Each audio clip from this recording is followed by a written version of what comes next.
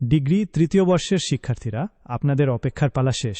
জাতীয় বিশ্ববিদ্যালয় অবশেষে 2024 সালের ডিগ্রি পাস ও সার্টিফিকেট কোর্স তৃতীয় বর্ষ পরীক্ষার ফরম পূরণের অফিসিয়াল নোটিশ প্রকাশ করেছে। তো আজকের এই ভিডিওতে মূলত আমরা জানব কবে থেকে আপনাদের আবেদন শুরু হচ্ছে, কারা কারা এই ফরম পূরণ করতে পারবেন এবং এই পুরো প্রক্রিয়ায় আপনাদের ঠিক কত টাকা খরচ হবে। তো প্রথমেই আসি সবচেয়ে গুরুত্বপূর্ণ বিষয়, তারিখের ব্যাপারে। আপনাদের অনলাইনে ফরম পূরণের আবেদন শুরু হচ্ছে 18 মে থেকে এবং এই সার্ভার ওপেন থাকবে আগামী 12 জুন পর্যন্ত।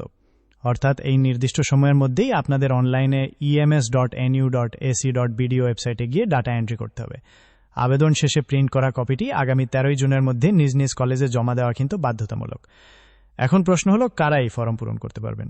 মূলত যারা 2022 শিক্ষাবর্ষের নিয়মিত শিক্ষার্থী এবং দ্বিতীয় বর্ষে প্রমোটেড হয়েছেন তারা তো অবশ্যই পারবেন।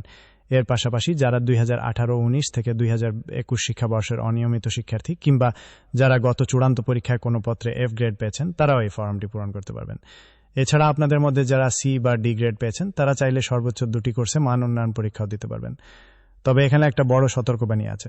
যারা 2017-18 শিক্ষাবর্ষের শিক্ষার্থী এবং যাদের রেজিস্ট্রেশনের মেয়াদ শেষ হয়ে গেছে, আপনাদের জন্য এটা শেষ সুযোগ।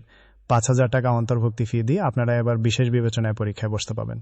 অর্থাৎ এবার যদি ফর্ম পূরণ মিস করেন তবে ভবিষ্যতে আর কখনোই আপনাকে সুযোগ দেওয়া হবে না। তো এবার আসি টাকার হিসাবে। আপনাদের প্রতিপত্রের জন্য 150 টাকা, ইনকোর্স ফি 450 টাকা এবং ট্রান্সক্রিপ্ট ও সার্টিফিকেট ফি মিলে আরও 1000 টাকা ধরা হয়েছে।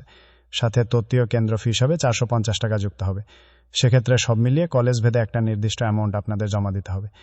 মনে রাখবেন, 2 কপি পাসপোর্ট সাইজের ছবি আঠা দিয়ে লাগিয়ে আবেদন ফর্মটি কলেজে জমা না দিলে আপনার প্রবেশপত্র কিন্তু ইস্যু করা হবে না। ডিগ্রি তৃতীয় বর্ষের পরীক্ষার রুটিন এবং পরবর্তী নির্ভুল আপডেটের জন্য অ্যাডমিশন টকের সাথেই থাকুন। ধন্যবাদ।